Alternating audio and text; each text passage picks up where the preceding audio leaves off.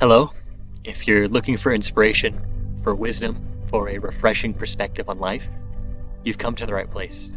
I'm out here in nature today filming this video, and it felt so right to film today's topic outdoors because there's something about being in nature that makes you feel connected to life, maybe inspired or just relaxed, but in a space where it's easier to find that inner stillness, that solitude where our best thinking may take place, where the voice of our intuition may speak to us, and just where profound insights tend to be hatched more often.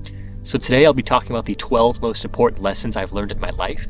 And when I was contemplating what these lessons were, I sort of imagined me talking to my younger self, and I asked myself, what would I say to that version of me who was searching for answers, but was a bit confused, who had no clue what he wanted to do with his life, was depressed, had endured multiple heartbreaks in romantic relationships, and who sort of just had this nihilistic worldview that was kind of fueling this angst towards life.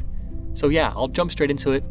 I will say these 12 points I am going to make, I do truly feel like it is impossible to reach your highest self-actualized, transcendent potential as a human without adhering to these points to a degree. So I hope in some way or another these help you navigate this complex endeavor that we call life. So let's jump into it. So the first point is curiosity needs to be pursued at all costs. I attribute virtually everything I am today to just following curiosity. From a young age, I had a very rich imagination. I would spend hours daydreaming, and I would be speculating about why things are the way they are and why people behave in certain ways and why people believe the things they believed. And eventually this led me to creating a YouTube channel when I was about 18 or 19 years old. It literally called The Curious Minds, that included my personal investigations into the nature of reality, my thoughts on certain world matters, and overall my opinions on just how to live the good life. Which all leads me to being where I am now, making content to help people find truth within themselves, to cultivate their uniqueness, and coaching people to see their bullshit narratives that their ego spins that holds them back from their highest potential. Anyways, the point is that everyone is born with unique attributes, aptitudes, and interests, and based on these unique qualities, different curiosities will develop, often very early in childhood, and they'll be different for each person, but the way I see it is that life ingrains these curiosities into you for a reason, into your DNA, because life, the greater fabric, the greater ecology of life, begs for niches, new niches even, to be filled. The universe values diversity, and cultivating your uniqueness is the path to your self-actualization. And that all starts with following the things you are naturally curious about. So if you're on an unfulfilling path, maybe you're just doing what your parents or your culture told you to do, but it doesn't feel right, the first step towards getting onto a new fulfilling path is to ask yourself, what am I curious about? Listen internally for the answer, and then go and see where that curiosity leads you. So the second lesson is the quality of your life will be determined by the quality of the questions you ask. And this is one of the most important lessons of all, because all of us, when we're young, our minds are just like blank operating systems that get programmed with beliefs from parents, peers, culture, and society at large. And this worldview we inherit will have truths to it, but also numerous falsehoods. And if we do not question it, then we will continue to project the shadow of this belief system onto reality, perpetuating suffering both to ourselves and to others. Because I mean, look at this world, man. There's war, there's extreme political divide, there's poverty, there's wealth inequality. We are devouring our planet's resources, potentially to the point where we might not even be able to inhabit it. So do you really think that the worldview you happen to be born into is the right one? We have a long way to go as a species, and the first step to getting to a better place is to poke as many holes in all of your beliefs as you can.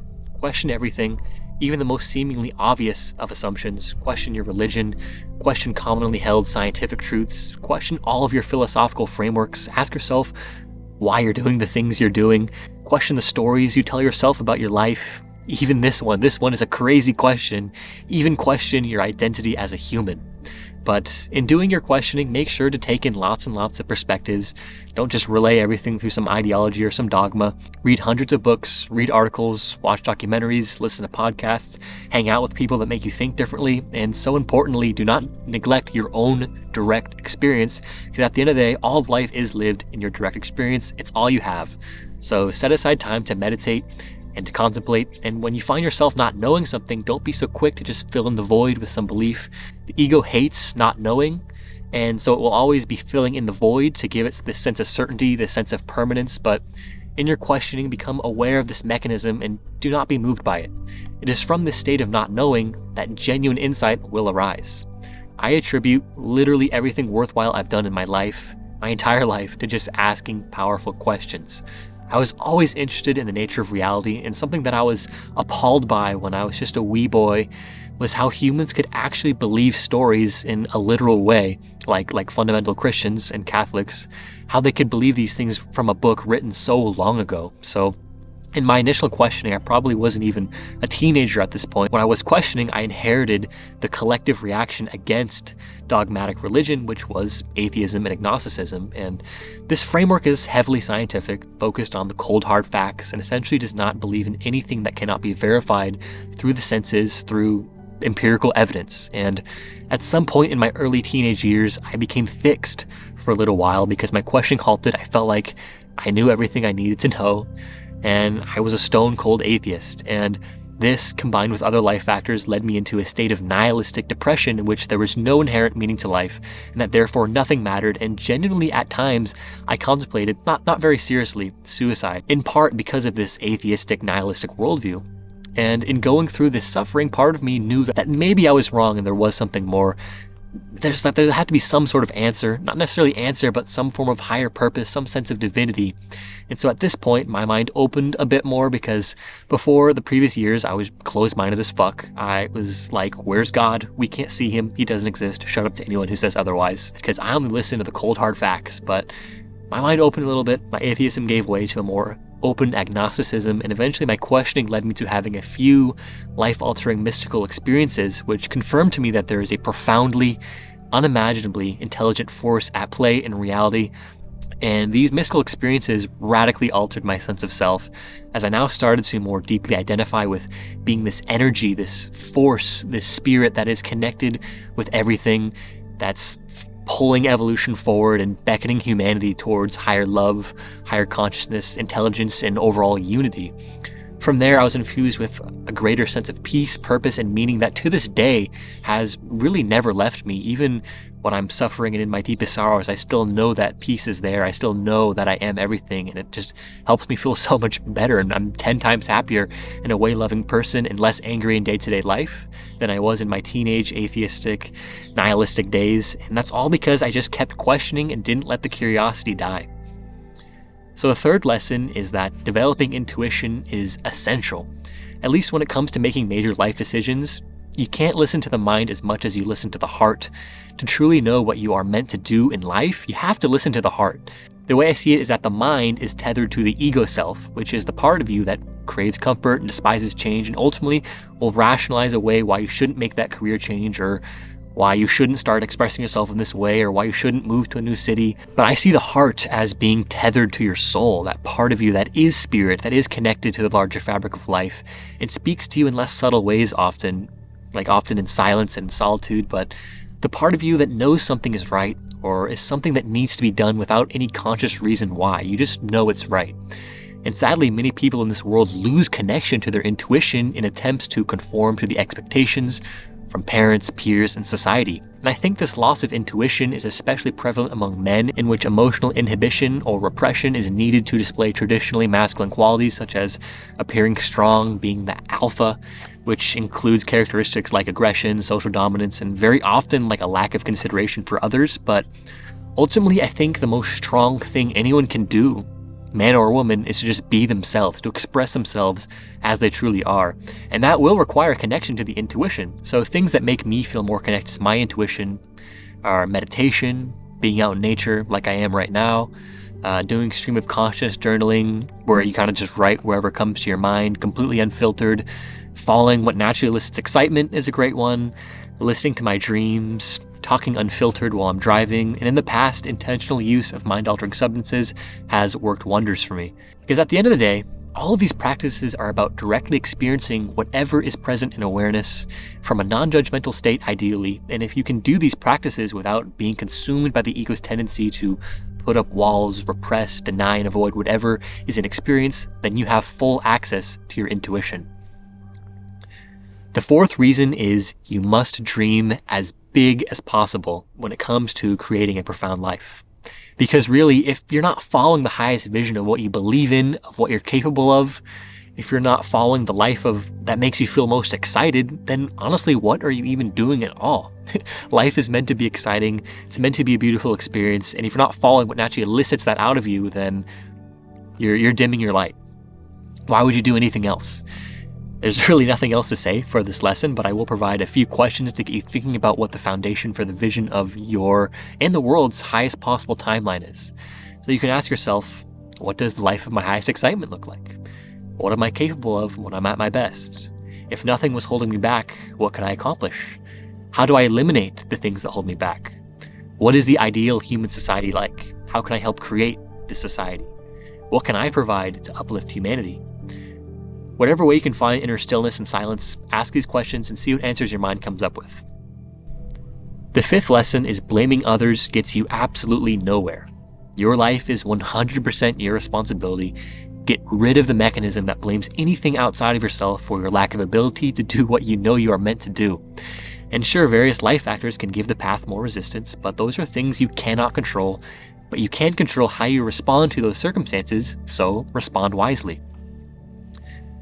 The sixth lesson is self-trust is absolutely essential to living a profound life.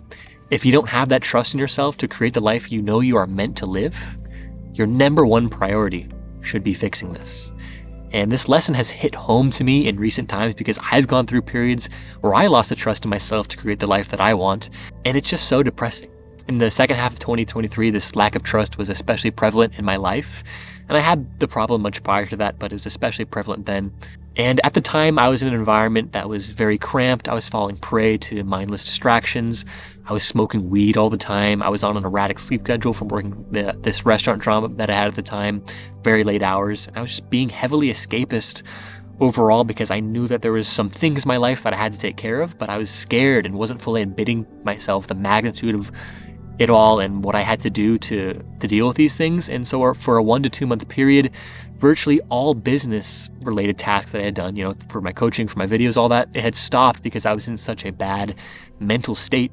And I'm so passionate about doing this work, about helping people. And so that's how you know this was very serious, this problem that I was having. And when I get like this, when I know I'm not doing the things that I know I'm supposed to be doing, I have a tendency to beat myself up about it, which counterintuitively causes myself to perform even worse and just makes me feel terrible about myself in general. Through all of this, I lost the trust in myself to build this business and overall just create the life that I feel that I am meant to create. And I became quite depressed as a result, but luckily I am not in that state at all anymore, and I've regained so much trust in myself because I made the radical change that I needed to bring me out of it. I changed my environment by moving out of the town I was in to a location where I knew there would be minimal distractions so that I could cultivate the discipline necessary to make this thing work. What I really want to say is having that trust, that baseline level of trust in yourself is so, so, so important. So do what you need to do in order to cultivate that within yourself, and don't beat yourself up about it.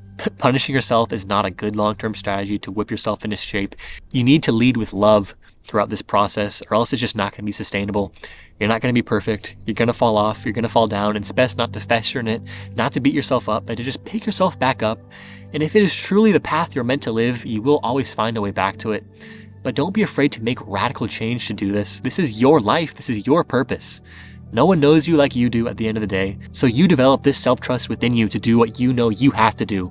It's all from you. Do the deep work to heal your traumas and your addictions, go to therapy, change your job, restructure how you live your days, and remember that consciousness is contagious. Move to a town that serves you, surround yourself with friends that uplift you, choose your job with caution, and minimize bullshit, low consciousness, distractions, like, I'm talking about doom scrolling, porn, mindless substance use, all of that stuff, and buy a lockbox for your phone too. I think all of us are addicted to our phone to a degree. So when you have deep work to do, just go put your phone in the lockbox and set the time to open at a time when you're done with your deep work. All of this is easier said than done, but the point is, if your life is going to be extraordinary, the way that you see it, the way you feel it is meant to be, you have to have the trust in yourself to create it. And whatever it takes to build that trust in yourself is what you must do. The seventh lesson is authenticity is a need. Do not neglect it.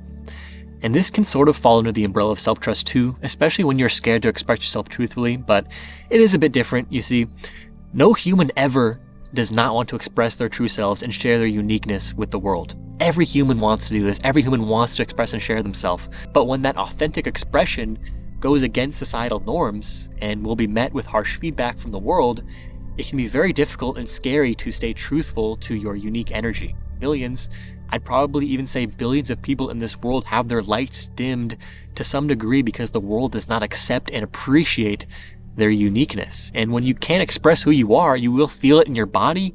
You'll feel this tightness in your chest or your throat or this pit in your stomach. And over time, you can adopt toxic beliefs that something is wrong with you, that you are weird or strange or bizarre and ultimately unworthy of acceptance and unworthy of love.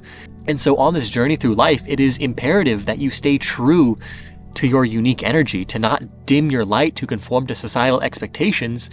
And this can go back to the part earlier about environment, because it is so important to find an environment, to find a group who loves and appreciates your uniqueness, because I guarantee there are people out there who will.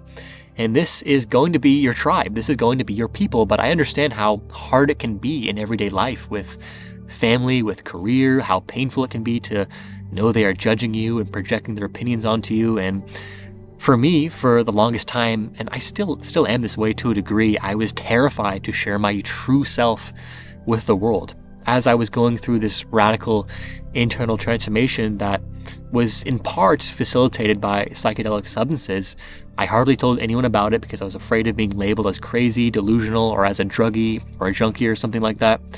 And when I made the Curious Minds YouTube channel talking about this, I didn't even tell my parents about it until like 2 years after I started and after I'd gained like 30,000 subscribers and had made thousands of dollars off it.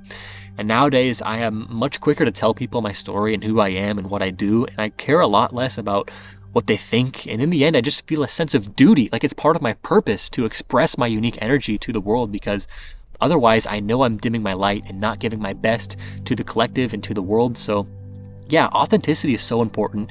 And if you're scared to express yourself to the world, try one small thing per day to get you out of your comfort zone, to make some sort of expression that feels like you in that way. But of course, it can be complicated if doing so is literally dangerous. But if that's you, you got to change your environment ASAP. Create some sort of plan to get yourself in a better position. All right. So now, shit is going to get spiritual as fuck with the rest of these lessons. And lesson number 8 is that non-duality should be taken very seriously. And if you don't know what non-duality is, it is the notion that you, the observer, and the outside world, the observed, are not fundamentally separate. It's the notion that self and other are one. And don't just take this as a concept, because it won't really do anything at all for you to just view it as a purely intellectual thing. Consider the possibility that you can have an experience in which your body and mind could sort of melt into the outer world and they could occur in the same space. Imagine you could look at all these trees around here or at the mountain in the distance over there and see it as a part of you, just like you view your body and the voice in your head as part of you. And imagine that this sense of being one with those things can expand infinitely outwards in all directions and encapsulate the entire universe in its embrace. And imagine if your sense of self was like that, if your sense of self was infinite, then there could be no separation between you and all that is. And that is what enlightenment and what the Buddhists call nirvana are really pointing towards. Enlightenment is about consciousness transcending the ego structures that have made you believe you are separate from reality. And when you can inhabit the state of higher identity, you aren't so biased towards your own survival, and you can value all beings equally. You can embody unconditional love. And that's really how we're going to create a better world here. Is through moving towards that consciousness. And again, don't take it as a concept.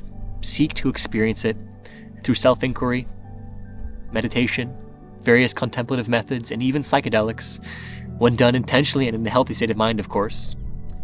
You can taste this through these methods, and it is fucking mind-blowing. It will completely change you forever. That's all I'm going to say for this one. The 9th lesson is suffering is to be embraced, not avoided. So your sense of being a limited self, separate from the rest of the world, is your ego. And your ego has the agenda to survive and thrive. And because the ego is finite, that is, it desires certain things over others and believes itself to be this form and not that form, it suffers when reality is at odds with what it desires. So basically, you suffer because you desire the reality to be some other way than it is right now. And it's so common for people to be distraught with all of the suffering, the extreme suffering that occurs both in their own lives, but also the lives of the collective, the world at large. It leaves many people disillusioned with existence, as a human, and with some wondering how a world or how a god could even allow such atrocities to happen at all. And this is all a reaction to the ego trying to cope with a reality that it does not find pleasant. And the solution is to embrace suffering as the aspect of existence that reveals the limitations of our ego structures.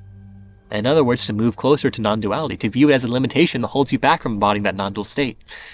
Because think about it. If we experienced no suffering and no hardship, why would there be any reason at all to improve our lives and improve the world? The truth is that only through suffering do our beliefs, identity, ways of thinking, behaving, and relating to the world come into question. And we've come such a long way as a species. The only reason you're sitting in the comfort of your home without a second thought of where your next meal is coming from or who might be coming to invade your village is because your ancestors suffered mightily, and then they created solutions to make their lives easier so that they would suffer less. So be grateful that you stand upon the shoulders of giants. They learned all the things they did so that you can suffer less today and be focusing on just higher, more conscious things. Really appreciate that. And now think of all the reasons that you, along with others in the world, continue to cause suffering. And now ask yourself, what can I do with my life to become a giant that future humans are grateful that they stand upon the shoulders of? This is what self-actualization is all about. It is about finding a niche that is uniquely you, cultivating your gifts, and giving them to the world. So when you are suffering, don't just avoid it or repress it away and charge forward. That's the worst thing you could ever do. Instead, take time to process it in whatever way you feel called to, and to really feel it fully. Ask yourself why it's there, what you can learn from it, and how you can use it to evoke more love within yourself and cultivate that towards the world. If you want to hear more about this topic, check out my most recent YouTube video titled Heartbreak Will Be the Best Thing to Ever Happen to You. I will leave a link down in the description. It'll go much deeper on that point than in this small little segment right here. The 10th lesson is meaning making is a tool of the ego. Use it wisely. So the whole reason we create meaning out of things is to make sense of ourselves and the world we inhabit, to give ourselves some sort of distinct identity, and to evoke ourselves with a sense of purpose so that we are motivated to do the things that we find meaningful. And this meaning-making mechanism is a function of the ego. And because the ego is biased towards its own survival and its own thriving, it is important not to draw any hard truth claims to the scripts and narratives that we tell ourselves about our lives. The scripts we tell ourselves are so important because they are literally the filters through which we interpret reality, the way we interpret everything and experience. And because of this, you better make sure that you have a healthy script. If you have an unhealthy script, you are going to suffer and probably project that out onto the world too. And so a huge aspect of therapy is to make these unhealthy scripts known so that they can be let go of and new, healthier scripts can be adopted. And to give a more personal story here, following a rough breakup in high school, which I did mention a little bit earlier, I picked up core beliefs that I was weak, not man enough, and ultimately unworthy of being loved in a romantic way. And the most depressed time of my life was when I was operating under all those narratives. And the worst part was, I believed these things were just fixed. I believed they were fixed truths about myself. So all meaning I ascribed to the world confirmed these beliefs. And yeah, I was just so fucking depressed at that time. But eventually I was able to adopt healthier beliefs for myself, and that's when I started to feel a lot better. And eventually through doing even deeper inner work, I was able to develop the ability to detach myself from the chatter in my mind a little bit and see that none of it was ultimately me. It was all just chatter. And when I was in this depression, like I mentioned earlier, there's also a nihilistic element to it. There's a lot of other people who have this too, this nihilism. And in my experience, this narrative was very subtle. But in nihilistic depression and this sort of like existential angst, there is a narrative that for me was very subtle, that there had to be some sort of objective meaning or intrinsic value to life in order for life to be meaningful. It's sort of like looking to be saved by something outside of yourself. And I'd agree there is no inherent meaning to life, inherent meaning, for all meaning is egoic projections onto the world, but it does not mean that there is not some sort of inherent love or good to life. And in addition, there is another perspective that would view this lack of inherent meaning as incredibly freeing, because now you are free to evoke whatever meaning you want in your life. Really, the choice is yours. The power is in your hands, how you choose to see reality. Ultimately, reality is a mirror, and it will reflect back to you whatever you believe in. So make sure you are telling yourself a good story that serves you. Therapists and life coaches exist to help you with this issue. So if you are resonating with me, feel free to head to the coaching tab of my website website for a free 15-minute discovery call. You can tell me about what you want to work on, and we can see if we're a good fit or not. That's it for this lesson. The 11th lesson is that there is no such thing as bad or evil people. Everyone tries to do good given their model of the world. Even Hitler genuinely believed he was doing good. And what we call evil is really a lack of holism, referencing to the word holistic, in consciousness. Every human has good intentions, but when that sense of goodness is relayed through a worldview that is divisive and non-inclusive of certain groups, that's when evil occurs. The point is that all humans are inherently loving, inherently good. The issue is how expansive their sense of identity is an area of concern that determines who and what are worthy of that love. When you can see in your direct experience that people are just trying to love based on how they know, then you can see the being in them. You can see their inherent goodness and love them nonetheless, no matter how partial they may be behaving. And that does not excuse their actions, but it make it easier to err on the side of compassion anyway, because you know they are trying. So when you do see extreme selfishness in another person, ask yourself, what could have caused this person to act like this? And the answer is not simple as saying pure evil or Satan or the devil or something like that. Really, it's because these people are deeply fragmented internally. And almost always this fragmentation occurs because of accumulated trauma that causes a person to put up strong barriers between self and other. Read about Hitler's childhood. It's pretty fucking brutal. So once you realize that everyone is trying their best to love based on how they know, the world just becomes a whole hell of a lot better place, because you know everyone is trying. The last and final lesson is to align yourself with the self-transcending drive of the cosmos. And in describing this one, it's important to mention the Greek word telos, which essentially means ultimate purpose or ultimate goal. And the way I see it is that the universe, consciousness, has a telos of its own, which is to be one with itself, to be united, to be whole. And the universe is already at one with itself, because it's the whole fucking universe. But what's not at one with the universe is our sense of being someone separate from the universe, which is our ego, operating through the filter of our ego. Really, all human affairs are attempts to alleviate suffering, which really are attempts to heal inner fragmentation so that oneness with reality can be experienced. And I waited until the last lesson to say this one because people with strong ideological beliefs would have probably clicked out if I said it at the beginning. But I want you to become aware of something.